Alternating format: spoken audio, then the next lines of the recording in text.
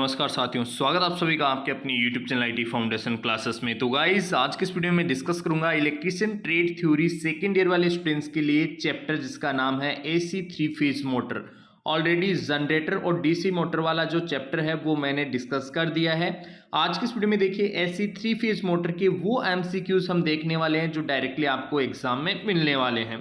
तो गाइस, आप लोग वीडियो में एंड तक जरूर बने रहेगा। और दोस्तों, यदि आप लोग फर्स्ट टाइम हमारे यूट्यूब चैनल पे हैं तो इसे सब्सक्राइब करें, साथ ही साथ बेल आइकन के बटन को जरूर प्रेस करें ताकि सभी यूजफुल वीडियोस रेगुलर आप सभी तक पहुंच सकें। तो दोस्तों, स्टार्ट करते हैं आज का वीडियो। यहाँ पे देखिए फर्स्ट क्वेश्चन है, नियंत्रण सर्किट का उपयोग किस ऑपरेशन में किया जाता है। तो ये जो सर्किट है ये ऑलरेडी आप लोगों ने देखा होगा, आपकी बुक में काफी पॉपुलर लोकप्रिय ये सर्किट है। और इस ऑपरेशन का उपयोग हम करते हैं जॉगिंग और इंचिंग के लिए। तो यहाँ पे देखिए इंचिंग जो है ये ऑपरेशन बी ऑप्शन में लिखा हुआ है। इंचिंग ऑपरेशन के लिए जो है हम इस सर्किट का यूज करते हैं। तो राइट आंसर हो जाएगा ऑप्शन बी। नेक्स्ट क्वेश्चन है गाइस, 3 फेज इंडक्शन मोटर की गति नियंत्रण विधि क्या है। यहाँ पे देखिए 3 फेज जो इंडक्शन मोटर है उसकी गति नियंत्रण विधि यहाँ पे बताई गई है। यहाँ एक मोटर ए है और यहाँ एक मोटर बी है। दोनों मोटर जो है आपस में जुड़ी हुई है और इस तरीके का जो कनेक्शन है जिसमें एक के बाद एक मोटर जुड़ी हुई हो उसे हम बोलते हैं कैस्केड ऑपरेशन विधि। क्या बोलेंगे गाइस? कैस्केड ऑपरेशन विधि। इसलिए इसका राइट आंसर हो जाएगा ऑप्शन ए, कैस्केड ऑपरेशन विधि। ठीक है, right answer option A. Next question है, 3 कला मोटर स्टार्टर के साथ शामिल 2 कार्यात्मक सर्किट कौन से हैं। ये भी देखिए यार बहुत अच्छा क्वेश्चन है। 3 फेज मोटर, 3 कला मोटर मतलब 3 फेज मोटर के साथ 2 कार्यात्मक सर्किट, कौन कौन से सर्किट होते हैं गाइस? वहां पे होता है, एक होता है पावर सर्किट और एक होता है control circuit. Control circuit and power circuit, ये दोनों सर्किट होते हैं। तो इसलिए इसका राइट आंसर हो जाएगा option D, control circuit and power circuit. Right. Next question देखो, आरपीएम का पूर्ण रूप क्या है गाइस? आरपीएम का पूर्ण रूप होता है रिवॉल्यूशन पर मिनट, यानी कि चक्र प्रति मिनट। घूर्णन प्रति मिनट मत समझना आप लोग, रिवॉल्यूशन पर मिनट का मतलब है चक्र प्रति मिनट। तो प्रति मिनट चक्रों की संख्या जो है ये इस आरपीएम का पूर्ण रूप, विस्तार जो है इसका फुल फॉर्म हो जाएगा। ऑप्शन सी इस क्वेश्चन का करेक्ट आंसर होगा। इसके बाद में देखो नेक्स्ट है न्यूमेरिकल। यहाँ पे 36 कॉइल्स है 4 पोल 3 कला मोटर के लिए जो है विपरीत वाइंडिंग के लिए कॉइल की संख्या प्रति कला प्रति पोल की गणना करें। तो गाइस सिंपल सा इजी सा एक क्वेश्चन है। 36 को डिवाइड करेंगे 4 से कितना आएगा 9, 9 को अपन 3 से अगर डिवाइड करेंगे तो ये हो जाएगा अपना 3। तो 3 कुंडलियां चरण प्रति ध्रुव, इसका राइट आंसर हो जाएगा ऑप्शन ए, करेक्ट आंसर हो जाएगा ऑप्शन ए। नेक्स्ट क्वेश्चन है, इसके बाद में रोटर चालकों को 3 कला मोटर में थोड़ी तिरछी क्यों रखा जाता है गाइस? थोड़ा सा तिरछा, उसको स्क्विंग बोलते हैं इंग्लिश में। और तिरछा हम इसलिए रखते हैं ताकि अधिक समान रोटर क्षेत्र और बलाघूर्ण जो है वो उत्पन्न हो सके, अधिक टॉर्क उत्पन्न हो सके और जो उसका फील्ड है, रोटर क्षेत्र है, वो जो है एक समान रूप से जो है वितरित हो सके, एक समान रूप से फैल सके। तो राइट आंसर हो जाएगा ऑप्शन डी, करेक्ट आंसर हो जाएगा इसका ऑप्शन डी। नेक्स्ट क्वेश्चन है गाइस, अपने रोटर पक्ष में 3 कला स्क्वायरल केज मोटर की गति को नियंत्रित करने के लिए कौन सी, देखो स्क्वायरल केज इंडक्शन मोटर के लिए बोल रहा है ये, ठीक है। स्क्वायरल केज इंडक्शन मोटर के लिए जो है हम कैस्केड कनेक्शन यूज करते हैं। अभी जो है थोड़ी देर पहले एक क्वेश्चन में डायग्राम भी आया था इसका, तो यहाँ पे हम कैस्केड जो है इसका राइट आंसर हो जाएगा। नेक्स्ट क्वेश्चन है, वाइंडिंग मशीन के एक्स के रूप में चिन्हित भाग। यहाँ पे देखिए यार ये डायग्राम बना हुआ है और इसमें जो है एक्स जो है उसे हम क्या कहेंगे। अब ये डायग्राम देखो थोड़ा सा जो है आप लोगों को बिल्कुल साफ नहीं दिख रहा है, बट गाइज ये जो है ये एक्चुअल में खराद का धुरा है। क्या है? खराद का धुरा। राइट आंसर हो जाएगा ऑप्शन ए। इसके बाद में नेक्स्ट क्वेश्चन है, 3 फेज इंडक्शन मोटर में no load test, no load test से कौन सी हानि ज्ञात होती है गाइस? ट्रांसफॉर्मर में नो लोड टेस्ट पे हमें लोहे सतियां ज्ञात होती है, यानी कि आयरन लॉसेस। ठीक इसी तरीके से 3 फेज इंडक्शन मोटर में भी नो लोड के ऊपर जो है हमें लोहे सतियां, लोहे की हानि जो है एक तरीके से ज्ञात होती है, जिसे हम आयरन लॉसेस भी कहते हैं। इंग्लिश में हम इसे क्या बोलते हैं? आयरन लॉसेस, और हिंदी में बोलेंगे लोहे की हानि, लोहे सतियां। राइट आंसर हो जाएगा ऑप्शन ए। इसके बाद में देखिए नेक्स्ट क्वेश्चन है, गति नियंत्रण की कौन सी विधि केवल 3 चरण स्लिप रिंग इंडक्शन मोटर के लिए लागू है? स्लिप रिंग इंडक्शन मोटर है। स्लिप रिंग इंडक्शन मोटर में वाउंड रोटर प्रकार का रोटर लगा होता है, वाइंडिंग वाला, ठीक है, और वहां पे रोटर रियोस्टेट गति नियंत्रण विधि जो है वो उपयोग में ली जाती है, क्योंकि रोटर रियोस्टेट से जो है अपन रोटर जो है उस रोटर से रियोस्टेट कनेक्ट कर सकते हैं। आप लोगों ने देखा होगा कि जो स्लिप रिंग इंडक्शन मोटर है उसके रोटर में वाइंडिंग होती है, उसके रोटर में 3 फेज वाइंडिंग होती है। तो इन वाइंडिंग से जो है हम बाहर ले जाकर जो है स्लिप रिंग की सहायता से हम जो है यहाँ पे बाह्य प्रतिरोध कनेक्ट कर सकते हैं, बाह्य प्रतिरोध यहाँ से कनेक्ट कर सकते हैं। इसीलिए इसको बोलते हैं रोटर रियोस्टेट नियंत्रक विधि। इसीलिए इसको क्या बोलते हैं? रोटर रियोस्टेट नियंत्रक विधि। ऑप्शन बी इसका करेक्ट आंसर हो जाएगा।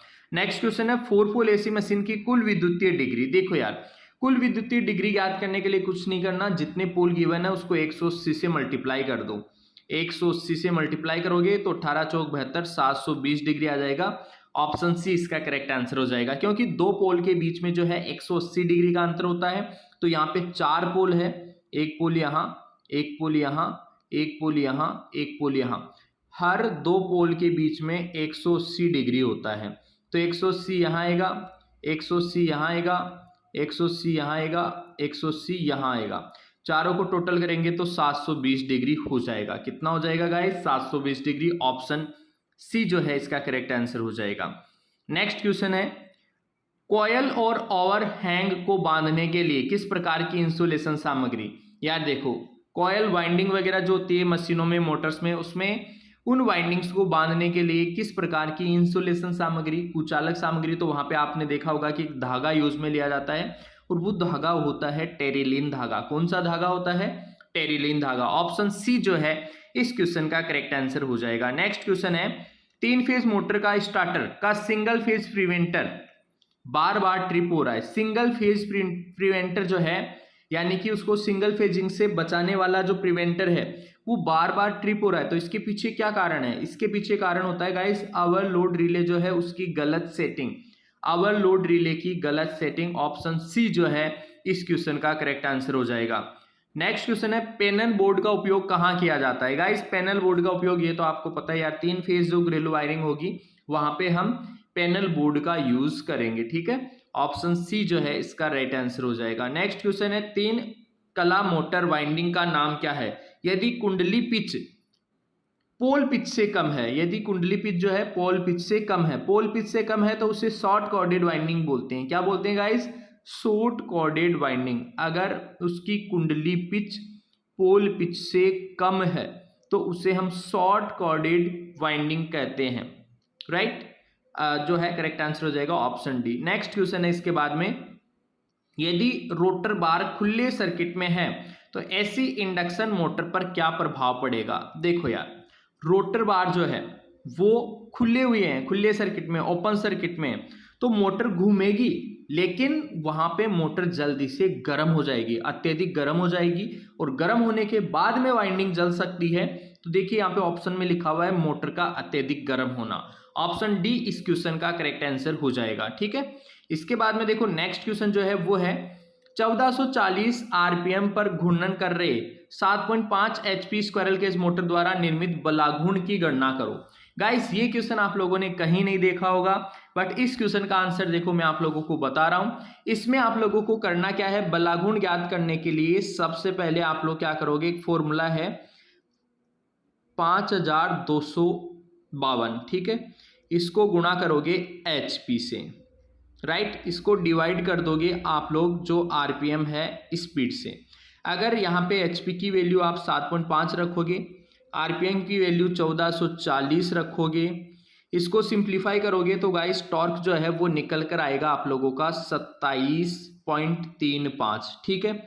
ये एक्चुअल में पाउंड मीटर में आएगा। किस में आएगा? पाउंड मीटर में। ये आएगा आपका पाउंड मीटर में, ठीक है। अब इस पाउंड मीटर को कन्वर्ट करने के लिए आप क्या करोगे, 1.3 से गुणा कर दोगे 27.33 को, तो इसका राइट आंसर हो जाएगा 36.6 न्यूटन मीटर। 36.6 Newton metre. इस तरीके से इस क्वेश्चन का आंसर होगा गाइस। ये क्वेश्चन जो है इसका सॉल्यूशन आपने कहीं नहीं देखा होगा, बट यहाँ पे मैं आप लोगों को बता रहा हूँ इस तरीके से जो है इस क्वेश्चन का सॉल्यूशन निकाला जाता है। सबसे पहले टॉर्क बलागुण जो है वो हम ज्ञात करेंगे 5252, इसको गुणा करेंगे एचपी से, एचपी की वैल्यू यहाँ पे ये दे रखी है, और बटे डिवाइड कर देंगे हम इसको जो आरपीएम है अपना 1440 इससे, ठीक है। ये पाउंड मीटर में आंसर आएगा, पाउंड मीटर में 27.37 इसका आंसर आएगा। इस पाउंड मीटर को न्यूटन मीटर में, न्यूटन एनएम का मतलब है यहाँ पे न्यूटन मीटर, न्यूटन मीटर में कन्वर्ट करने के लिए 1.3 से गुणा करेंगे। 27.33 को अगर हम लोग मल्टीप्लाई करेंगे 1.3 से तो राइट आंसर हो जाएगा यहाँ पे 36.6 न्यूटन मीटर। तो राइट आंसर हो जाएगा ऑप्शन डी। बढ़ते हैं दोस्तों नेक्स्ट क्वेश्चन की ओर। मोटर में कंपन का कारण क्या है? मोटर में कंपन का कारण क्या है? देखो यार, कंपन का कारण जो है यहाँ पे ग्राउंडेड वाइंडिंग बिल्कुल नहीं, कम वोल्टेज नहीं, खुली परिचालन नहीं, ढीली बुनियाद। ढीली बुनियाद का मतलब है उसका जो फाउंडेशन है वो ढीला है। फाउंडेशन मतलब अच्छे से मोटर फाउंडेशन के ऊपर कसी हुई नहीं है। ये फाउंडेशन है, इस फाउंडेशन के ऊपर जो है ऐसे अगर मोटर यहाँ पे लगी हुई है तो मोटर जो है एक्चुअल में सही से यहाँ कसी हुई नहीं है, इसलिए जो है मोटर में कंपन हो रहा है। तो ढीली फाउंडेशन इसका करेक्ट आंसर हो जाएगा ऑप्शन डी। नेक्स्ट क्वेश्चन है दोस्तों, एकल कलाबद्ध प्रिवेंटर के साथ स्टार्टर चालू नहीं होने पर दोष क्या हो सकता है? दोष उसमें हो सकता है गाइस, देखो यार, अनुचित फेज क्रम हो सकता है उसमें, क्योंकि एकल कलाबद्ध सिंगल फेजिंग प्रिवेंटर है और स्टार्टर चालू नहीं हो रहा, तो फेज सीक्वेंस जो है वो गलत हो सकता है। लाइन वोल्टेज में उतार चढ़ाव, ये गलत नहीं यार, चालू ही नहीं हो रहा तो उतार चढ़ाव का कोई कारण नहीं हो सकता। ढीला संयोजन, ये भी रीजन नहीं होगा। मोटर पर गलत टर्मिनल संयोजन, ये भी नहीं होगा। अनुचित कलाक्रम फेज सीक्वेंस जो है वो गलत होगा उसका, ये रीजन जो है इसका करेक्ट होगा। तो ऑप्शन ए इस क्वेश्चन का राइट आंसर हो जाएगा। नेक्स्ट क्वेश्चन है, स्लिप रिंग इंडक्शन मोटर को घाव रोटर के साथ क्यों लगाया जाता है? घाव रोटर के साथ का मतलब है वाउंड रोटर। तो वाउंड रोटर इसलिए हम लगाते हैं दोस्तों स्लिप रिंग इंडक्शन मोटर में, वाउंड रोटर जो है इसलिए लगाते हैं ताकि उच्च स्टार्टिंग और रनिंग टॉर्क प्राप्त कर सकें हम, उच्च स्टार्टिंग और रनिंग टॉर्क हम प्राप्त कर सकें। तो ऑप्शन डी जो है इस क्वेश्चन का राइट आंसर हो जाएगा। गाइस इस तरीके से टॉप 20 क्वेश्चन ये 3 फेज इंडक्शन मोटर से रिलेटेड जो है मैंने डिस्कस किए। यहाँ पे जितने भी candidate electrician trade second year वाले हैं, चाहते हैं इलेक्ट्रीशियन थ्योरी की शानदार तैयारी करना, इस वीडियो को आप लोग 2-3 बार जरूर देखना गाइस, ताकि सारे क्वेश्चंस आप लोगों के क्लियर हो सके और सीबीटी एग्जाम्स में बहुत ही अच्छे मार्क्स आप लोगों को मिल सके। तो दोस्तों फिलहाल आज की इस वीडियो में इतना ही, मिलेंगे आपसे नेक्स्ट वीडियो में, तब तक के लिए आप सभी को बहुत बहुत धन्यवाद।